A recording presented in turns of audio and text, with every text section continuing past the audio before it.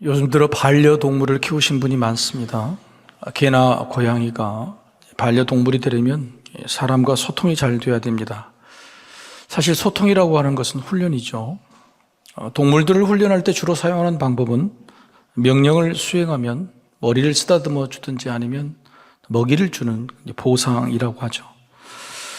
그러면 그걸 하면 주인이 나를 이뻐하는구나, 먹이를 주는구나. 이 보상이라는 방법으로 훈련해서 반려동물과 소통하게 됩니다. 사람도 동물이죠. 그렇다면 사람도 보상이라고 하는 방법으로 서로 소통하고 친해질 수 있을까? 실제로 그렇습니다. 실제로 우리가, 부모인 우리가 자녀를 양육할 때 이런 보상 심리를 많이 사용하죠. 시험을 잘 보면 뭘 사주겠다. 조용히 말 잘 들으면 게임 1시간 해주겠다. 이렇게. 저도 어렸을 때 공부를 짜장면 먹기 위해서 공부한 것 같습니다. 한 달에 한 번씩 짜장면 사주는 거, 그것 때문에 90점 이상 맞으려고 열심히 노력했던 것 같아요. 제 자녀 3명에게 똑같은 보상으로 교육을 양육을 했더니 애들은 짜장면으로 안 통하더라고요. 뭘 원하느냐 그랬더니 용돈을 올려달라 그러더라고요. 그래서 얼마나 올려줄래? 2배로 올려주면 된다. 협상하기 참 힘들더라고요. 용돈을 올려주면 공부하겠다. 여러분, 사람은 이 보상이라는 것이 중요한 방법이죠. 하나님이 사람의 이런 심리를 잘 아시는 거예요. 그래서 하나님과 사람의 관계, 소통을 위해서 뭘 사용하냐면 보상 심리를 사용해요. 말씀을 지켜 행하라, 상을 주겠다, 칭찬하겠다, 복을 주시겠다고 하는 겁니다. 다만 동물들과 사람들이 다른 것은 인격적인 대우를 해주시는 거예요. 그러니까 동물들은 거절할 수 없지만 사람은 거절할 수 있고, 또 거절하고 받아들이지 않는 것, 하나님께서 인격적으로 기다려 주시는 것이 좀 차이가 있다고 하는 겁니다. 하여튼 보상은 사람이 있어서 참 필요합니다. 동기부여가 되고 또 사후 보람이 되기 때문에 또 사는 맛이기도 하죠. 우리가 뭔가 열심히 할 때에 거기다 보상을 받으면 여러분 더 열심히 하게 되고 또 기쁨으로 또 감당하게 되지 않겠습니까?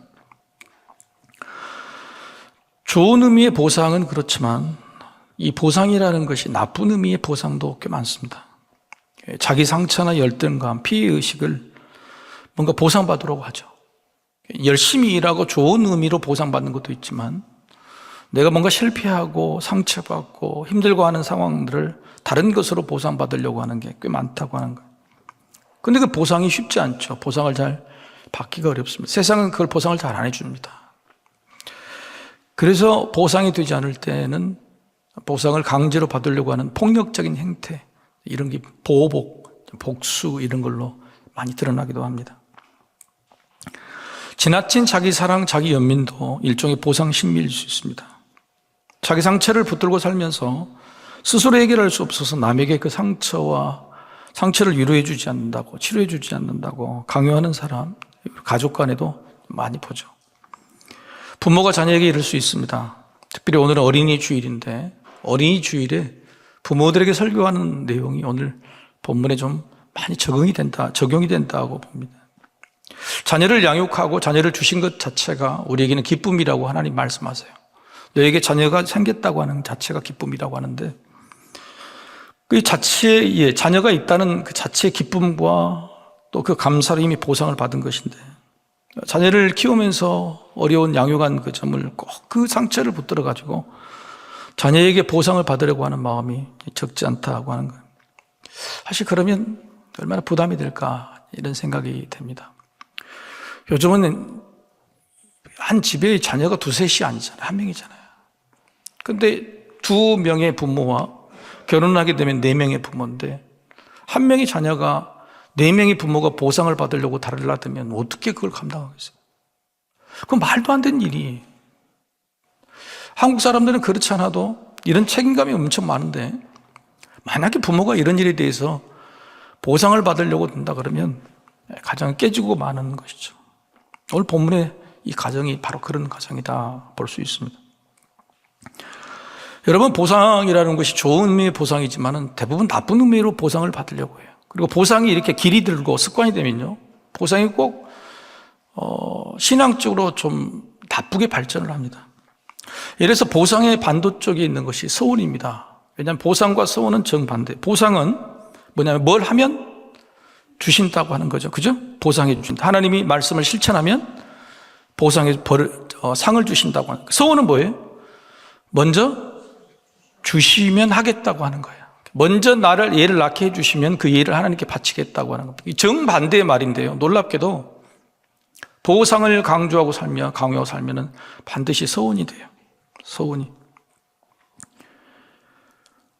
제가 자녀들에게 보상 심리를 가지고 용돈을 올려주기로 했잖아요.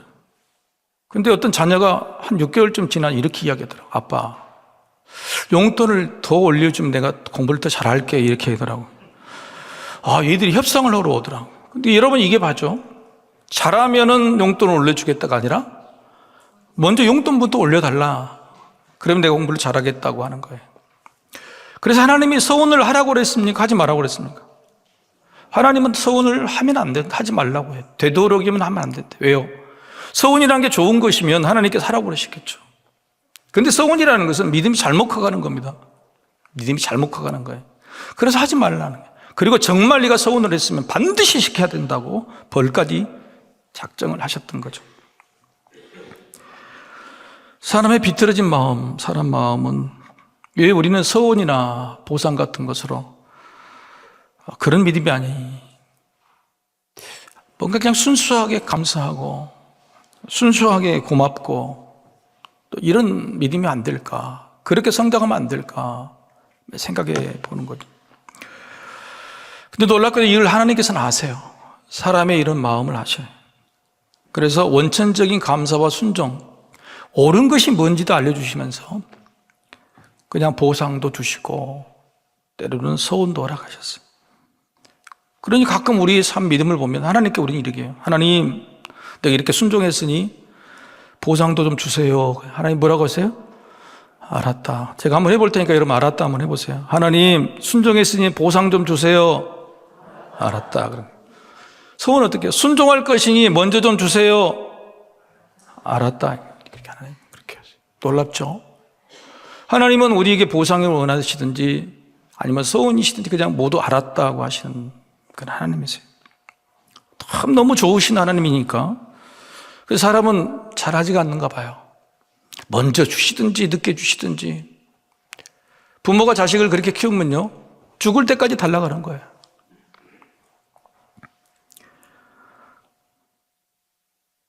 우리는 가불 인생이 아닌가 싶어요. 사실 우리의 기도를 보면 쉽게 알 수가 있어요. 우리 기도를 보면. 여러분, 우리 기도가요, 펄 주신 것에 보답하는 기도일까요? 아니면 보답을 요구하는 기도일까요? 주신 것에 감사하는 기도 별로 없어요. 죽어다가 갑자기 무슨 일이 생기면은 원한. 근데 그만큼 우리가 기도를 많이 안 하기 때문에 어떤 문제가 생기면 빨리 풀어달라는 것은 대부분 보답 요구도 아니고요. 서원이에요, 서원. 가불이에요. 그러니까 기도하지 않고 믿음도 좋지 않고 그러다가 갑자기 문제가 생기면 막 기도해요. 지금까지 잘 하지는 못했는데 먼저 이 문제부터 어떻게 해요? 막 풀어달라고 하면서 가불을 하는 거예요, 가불. 그리고 이걸 들어주시면 내가 잘 믿겠다고 말하겠다고. 그 다음에 그것도 싹 잊어버리는. 그래서 우리가 정말로 어떤 믿음인지를 조금 깊이 있게 생각할 필요가 있다고 하는 거예요.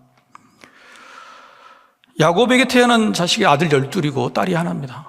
여러분, 아들 12 징그럽죠? 둘, 세 명만 키워도 막 그런 12이면 어떻게. 근데 그 중에 딸이 태어났으니까 얼마나 이쁘겠어요. 이런 딸을 보고 뭐라 그래요? 눈에 넣어도 안 아픈 딸, 고명딸이라고 그러고 그런 거죠. 그런데 세상에 이 고명딸이 사고를 당했습니다. 친구들에게 집에 놀러 갔다가 그 동네 세겜이라는 마을에 지도자에게 강간을 당하고 말아요. 근데 여러분, 이 세겜이라는 지역에 살게 된 이유가 아버지 야곱 때문이에요. 여러분, 아버지 야곱이 20년 동안 자기 형도 속이고 아버지도 속이고 피해갔다가 외삼촌 밑에서 20년 동안 일하고 그 재물을 가지고 와서 화해를 했잖아요, 형과 아버지와. 근데 화해를 해도 믿지를 않아, 야곱이. 왜냐하면 형 에서가 여전히 나에게 꽁한 마음을 품고 뒤통수 칠까 봐 아버지도 여전히 속에서끼리 믿지를 않아요. 겉으로는 화해한 척 서로 껴안고 울었지만 화해를 안 해요. 그리고 뭐라고 그러냐면 따로 살겠습니다. 형 여사가 아니 같이 살자. 아니 따로 살겠습니다. 그래서 하나님이 주신 가나안 땅에 살지 않는 게 아니라 그 옆에 원주민의 땅에 세겜 땅에 가서 살아요. 세겜 땅에 가서 사는 그 야곱 때문에 자녀가 이런 문제가 생긴 거예요. 그 우상을 섬기는 이방 민족, 그 세겜 민족의 처녀들과 친구된 딸이 거기서 그런 일을 당하게 된 거예요. 참 부모가 무슨 죄입니까? 그러나 부모의 실수 때문에 이런 일이. 또 자녀의 이 세겜이라는 아들의 실수 때문에 세겜은 자기 아버지 하몰에게 주장했던 하몰에게 부탁을 합니다. 내가 디나를 이렇게 했으니, 그리고 사실 좋아하는 마음도 있으니 나 대신 가서 청혼을 좀 해달라고 이야기를 해요. 그래서 세겜의 아버지 하몰이 디나 딸의 아버지 야곱에게 와서 청혼을 합니다. 여러분, 이런 경우에는 어떻게부터 해야 됩니까? 내가 사과부터 해야 되죠. 내가 내 아들을 잘못 키워서 정말 죄송하다. 그러는데 그렇지 않고 딸부터 달라고 이야기를 해요.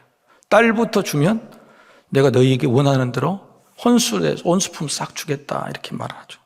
순서가 바뀌었죠. 여기서 나오는 게 바로 보상이라는 문제가 나오는 겁니다. 좋은 의미의 보상이 아니죠. 지금 야곱의 식구들이 받기를 원하는 보상은 뭐냐면 진심의 사과였겠죠. 그런데 그런 사과를 충족시키지 못하니까, 보상을 원하는 대로 보상을 해주지 않으니까 보상이 뭐가 됩니까? 보복이 돼요. 복수가 돼요. 여러분, 참 이게 참 큰 문제인 거죠. 그런데 이런 상황에서 아버지 야곱이 아무런 말을 하지 않아요. 끼어들질 않아요. 저는 이게 늘 궁금했어요. 왜 아버지가 아무 말도 안 할까? 심지어는 이렇게 화해하고 자녀의 결혼 문제에 있어도 아버지가 말 안 하고 아버지인 야곱 아들들이 그 일을 가로채서 일을 딱 진행을 다 합니다. 가만히 있어요. 야곱의 마음이 뭔 마음일까? 어떤 마음에서 말 안 할까요? 저는 이런 생각을 해봐요. 그렇게 애지중지한 딸이 아버지 얼굴에 먹칠한 거예요. 내가 친하지 말았잖아. 네 친구들과 만나지 말라고 그랬잖아. 근데 봐, 엄마 말 듣고 아버지 말 안 듣고 그래서 어떻게 됐어? 야곱이 생각할 때 그런 것 같아. 내가 언제까지 너희들 뒤치다거리 해줘야 돼? 이 일 하기 싫다. 맨날 싸우기만 아들들 말고 그나마 딸 하나 지켜볼래. 그것도 제대로 안 했네. 아버지 얼굴에 먹칠한 딸 보기 싫다. 그런 마음이 아니었겠어요? 부모로서 보상받으려고 했던 거예요. 아들 중에 둘째와 셋째가요, 할례를 받으라고 조건을 겁니다. 할례를 받으라고. 근데 그 할례라는 것은 포경수술이죠. 모든 남자들이 그걸 받으면 내가 허락하겠다.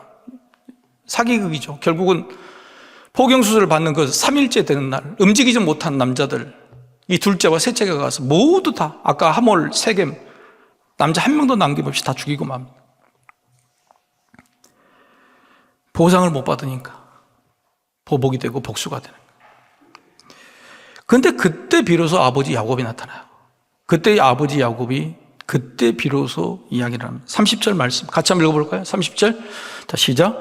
야곱이 시므온과 레위에게 이르되 너희가 내게 화를 끼쳐 나로 하여금 이 땅의 주민 곧 가나안 족속과 브리스 족속에게 악취를 내게 하였도다. 나는 수가 적은즉 그들이 모여 나를 치고 나를 죽이리니 그러면 나와 내 집이 멸망하리라. 너희가 내게 화를 끼쳤다. 자식들이 너희가 나한테 화를 끼쳤다. 이게 아버지 마음이란 말이에요. 이 때문에, 아들 때문에, 지금 딸 때문에 내가 죽게 생겼단 말이에요. 내가 이루는 모든 것들이 지금 쑥대밭이 닿게 생겼단 말이에요. 여러분, 이게 야곱이 마음이었어요. 야곱이 자식들에게 어떻게 보상을 받을 심산으로 살았던데 자식이 형편없이 하거든. 다들 그때서야 겨우 입을 연 말이 이놈의 자식들 놈 때문에 내가 죽게 생겼다. 야곱은 딸이 당한 수모가 중요하지 않았어요. 아무런 위로도 없었고, 그리고 못 쓸 짓을 한 사람들에게 꾸짖어 사는데 딸에게 먼저 사과하고 미안하다 했었는데 아무런 말이 없었습니다. 야곱은 아버지가 되어도 그 이기적인 생각과 판단은 크게 변하지 않았던 것 같아요. 여러분, 명심하셔야 돼요. 믿음이요, 잘못된 믿음의 방향으로 길을 가면요 50, 60년이 돼도 자라질 않아요. 오늘 야곱의 믿음이 이기적인 계산적인 믿음인데 늘 보상을 받아요. 외삼촌하고도 맨날 삭슬, 내가 이만큼 노력했으니 그만큼 값을 달라고 하는 거예요. 자기를 먹여 살려주고 피하게 만들어주고 그런 건 한 번은 생각이 없어요. 야곱의 인생은 보상이에요. 기브 앤 테이크예요. 그런데 그 보상이 되느냐? 보상이 안 돼. 여러분, 결국은 이 가정이 깨져버립니다. 아버지가 이렇게 아들들에게 이야기하니까 그때서야 그 아버지 이야기를 들은 아들들이 31절에 뭐라고 그러냐면, 한번 같이 읽어볼까요? 시작. 그들이 이르되 그가 우리를 창녀같이 대우함이 옳으니까, 이거 아버지한테, 아버지 그럼 뭐가 옳소? 아버지처럼 이 가만히 다물고 있는 것이 옳은 거예요? 아니면 우리가 한 게 옳은 거예요? 아버지의 권위를 그냥 대놓고 무시하는 거, 달라드는 거.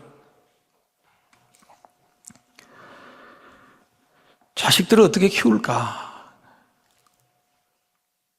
다 헌신하죠. 희생하죠.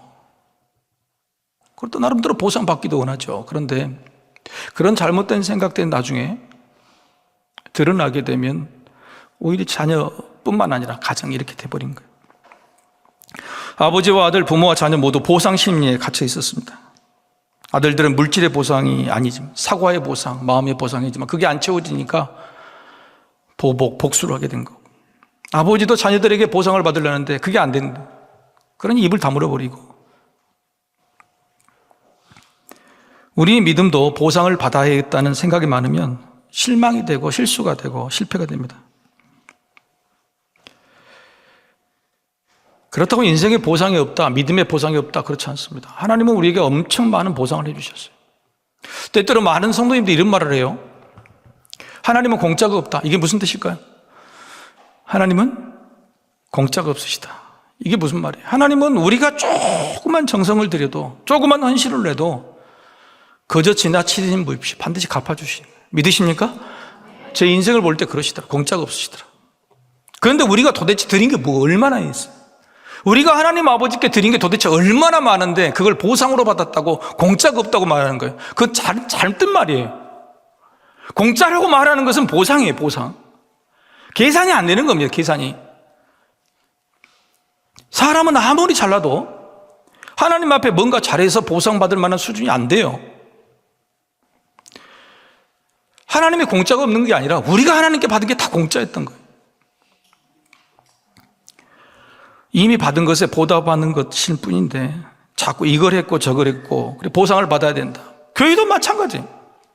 내가 교회를 위해서 몇십 년 얼마나 헌신했는데 그렇게 보상을 생각해 보면 신앙이 자라질 않아요. 교회가 그런 사람들 때문에 꽉 눌려가지고 있는 거예요. 많이 믿고 오래 믿고 봉사를 오래 할수록 그런 사람들이 보상 심리에 있다면 어떻게 교회가 운영이 되겠어요? 여러분, 이것은요, 하나님이 우리 세상사에 만들어주신 법칙이에요. 보상이라는 것은 못 받게 돼 있어요. 왜요? 아담과 하와가 선악과를 따먹었잖아요. 그래서 하나님이 주신 공짜 세상에 보상을 제대로 보답 못했어요. 벌을 받았죠. 근데 그 벌을 받은 게 첫 번째는 사람들이 죽게 됐습니다. 죽게 돼. 영원히 살 수 있었는데 죽게 됐습니다. 그리고 여자는 어떻게 됐죠? 어떤 벌을 받았죠? 예? 해산의 벌이요? 해산의 벌이 아니죠. 해산은 축복이죠. 생육하고 번성이니까 해산은 다시 원래 있었던 건데 해산에 뭘 주셨어요? 고통을, 너무너무 힘든 고통을 주시. 이게 벌인 거예요. 남자는 어떤 벌을 받았죠? 열심히 일을 하는데 땅에서 가시와 엉겅퀴를 내는 거예요. 저희 보세요. 하나님이 우리가 원죄를 짓고 나서 우리에게 주신 세상을 이뤄가는 섭리의 규칙, 벌을 받고 있는 규칙이 뭐냐면은 우리가 일한 만큼 보상을 받지 못하는 것이 정해진 거예요. 세상도 그래요. 세상도 그러는데 하물며 교회 아니고 우리 믿음에서 우리가 뭘 했다고, 뭘 얼마나 했다고 자녀들에게 보상 못 받는 것은 당연한 일입니다. 그건 당연한 이치인데 그걸 우리가 보상을 받으려고 해버리면 안 되는 것을 달라고 하는 거예요. 그럼 여러분, 이게 얼마나 무너지게 되겠어요?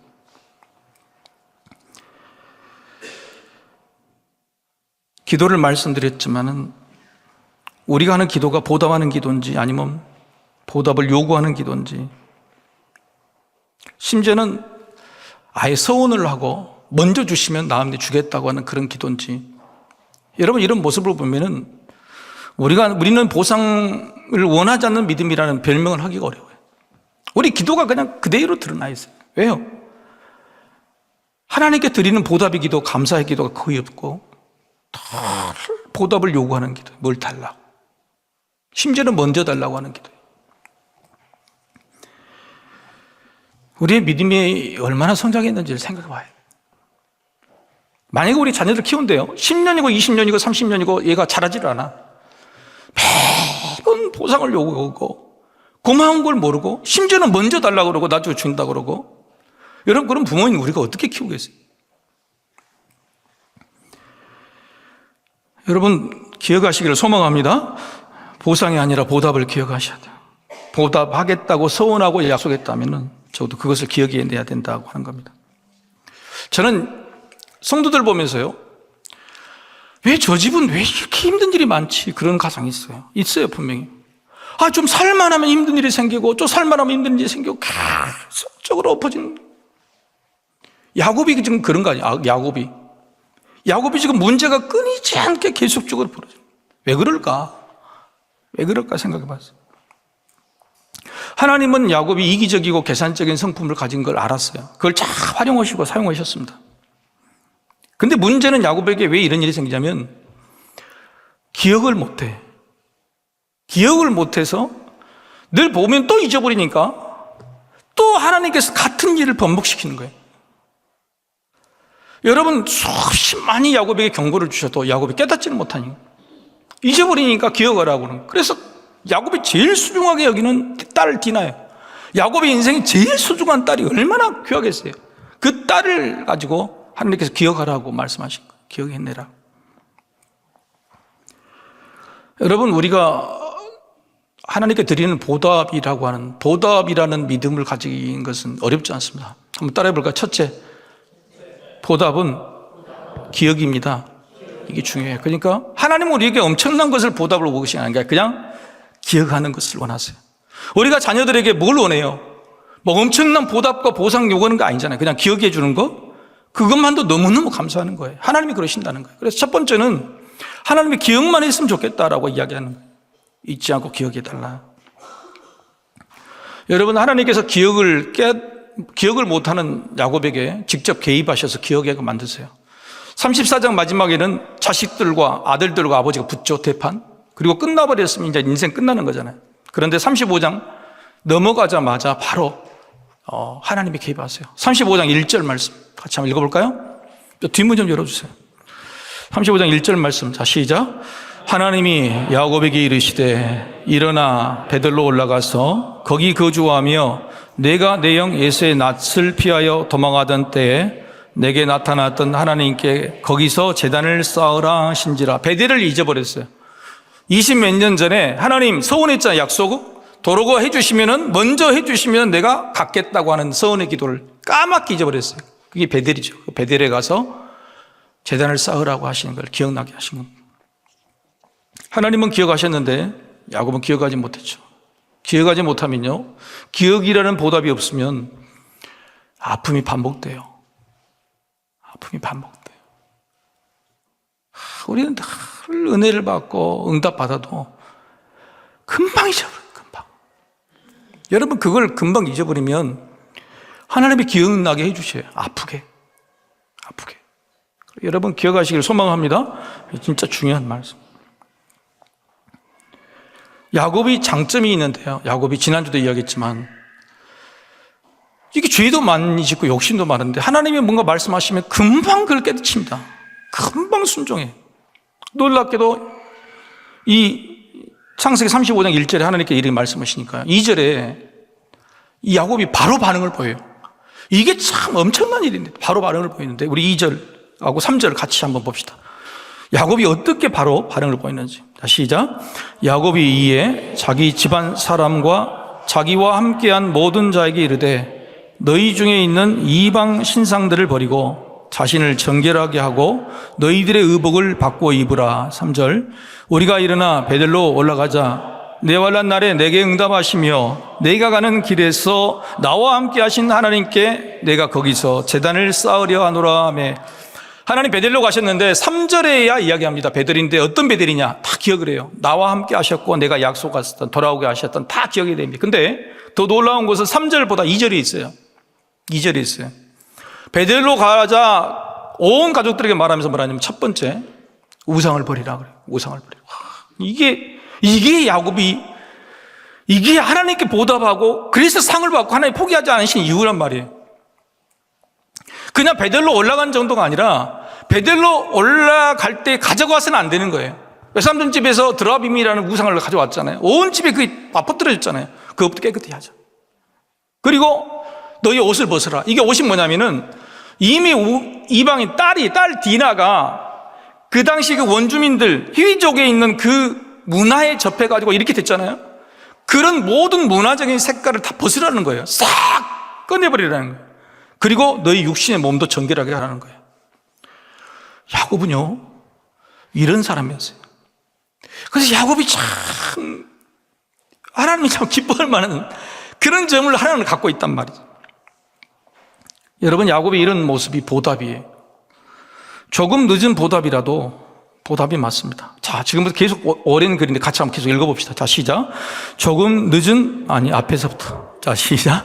조금 늦은 보답이라고, 보답이 맞습니다.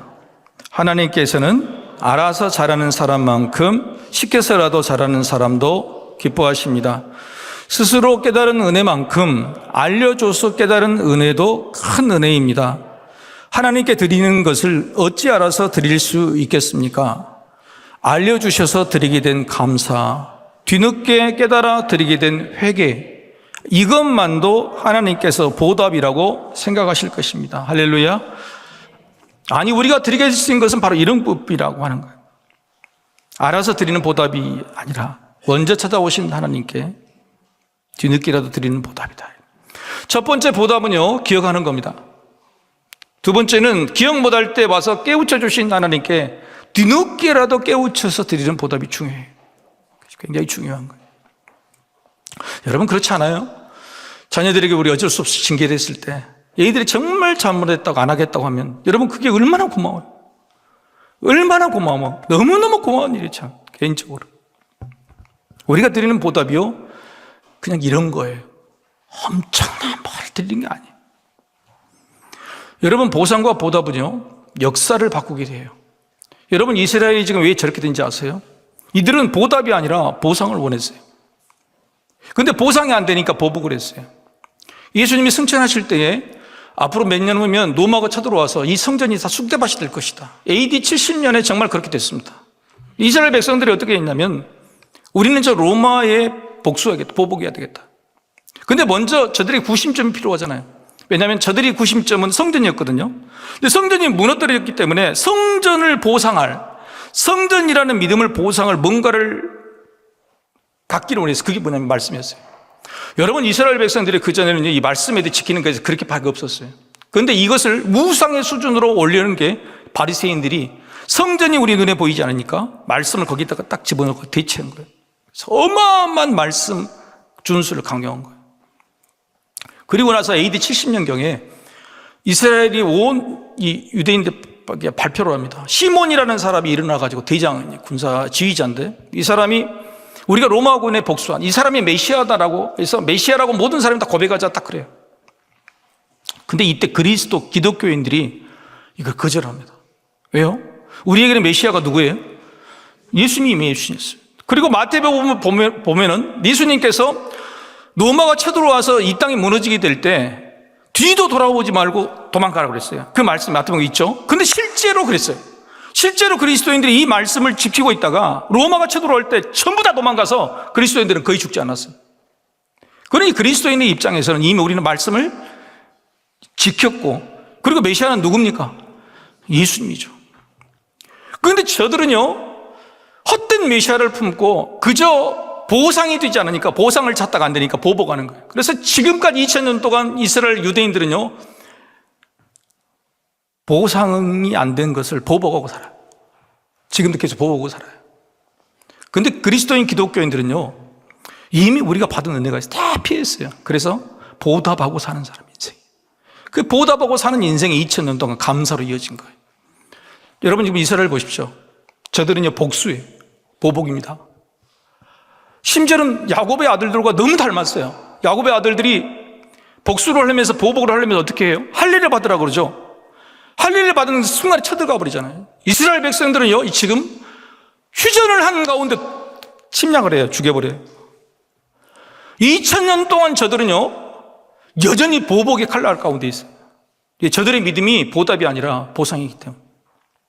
여러분 보상과 보답이라는 믿음의 차이는요 너무너무 엄청난 차이가 있는 겁니다. 2000년 동안을 민족성이 되버릴 정도로 바꿔지는 거예요. 자, 그렇다면 우리 자녀들이 복을 받으려면 우리 믿음이 보상인지 보답인지를 정확하게 구분해야 돼요. 그게 부모가 보여줘야 되는 거예요.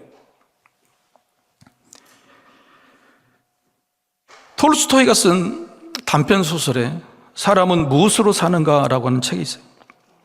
하나님께 잘못 왔던 천사 미하엘이 하늘 이 땅으로 쫓겨납니다.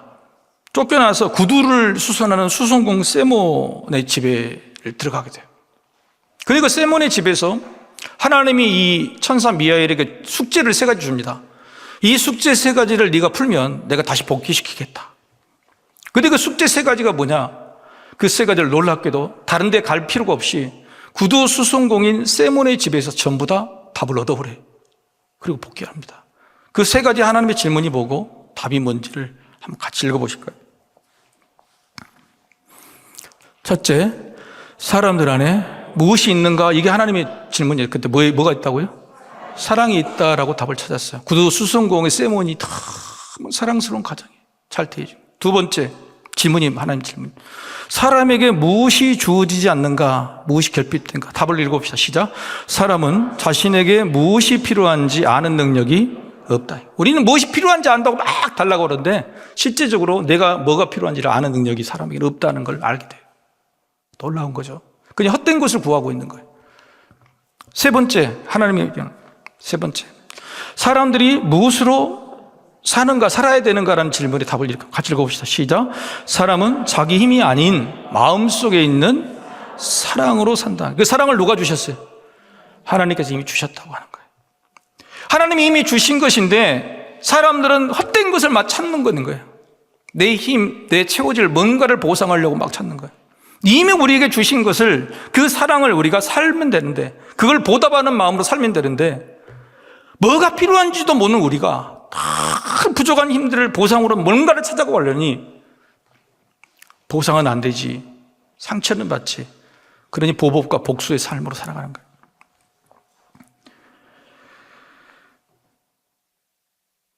보답의 마음이 사랑이에요. 우리가 3가지를 기억했으면 좋겠어요. 첫 번째는 우리가 드릴 하나님에 대한 보답은 첫 번째 기억하는 겁니다. 어떻게든 기억하는 것이 하나님 원하시는 보답이에요. 두 번째는 갑자기 생각이 뭐죠?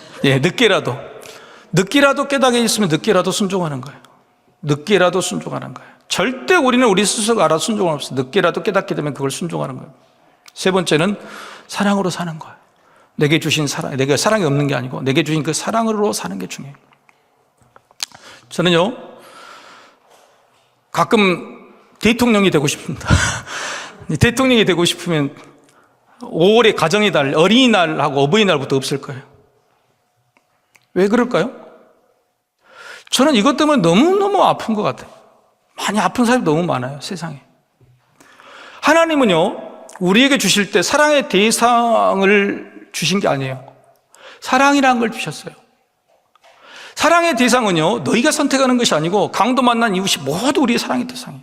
내 옆에 있는 모든 사람들 다 사랑의 대상인데 하도 안 하니까 어린이를 사랑하고 어버이를 사랑하고 이렇게 대상이에요. 근데 재밌는 것은 이렇게 정해놓으니까요, 사랑의 대상만 집중하니 그 사랑이 아니니 보상을 요구하고 보복하고 안 된 복수하고 그러는 거예요. 하나님은 우리에게요, 사랑의 대상을 주신 게 아니라 사랑이라는 걸 주셨어요. 누가 됐든 무엇이 됐든 나에게 주든 안 주든 그냥 사랑하고 사는 게 너에게는 행복이라고, 기쁨이라고, 그걸 주신 거예요. 그런데 우리는 수없이 사랑의 대상들을 만들어 놓고 그 사랑의 대상들에게서 보상을 요구하고, 안 되면 보복하고 상처받고. 사랑하는 성도 여러분, 오늘 이 야곱의 가정을 통해서 보면서 그 뿌리가 저는 2000년까지 이어진 것이 너무 아파서, 단순히 이거 하는 이것이 아버지로부터 아들에게 전해지고 그 아들이 또 아들에게 전해지고, 근데 이 단순한 이 원리, 그것이 보상인가 보답인가 이것만 우리가 구분하고 마음을 바꾸면 되는데, 우리 사랑하는 성도인데 이 5월 가정의 달에 이런 것들이 옳게 바꾸어지고 시정이 되기를 소망합니다. 하나님께서는 우리에게 큰 것을 요구하지 않으신, 하나님 요구하시는 보상이 아니라 보답을 잘 생각하시면서 보답하는 마음으로 살아가며 살 수 있게 되기를 주님의 이름으로 축복합니다.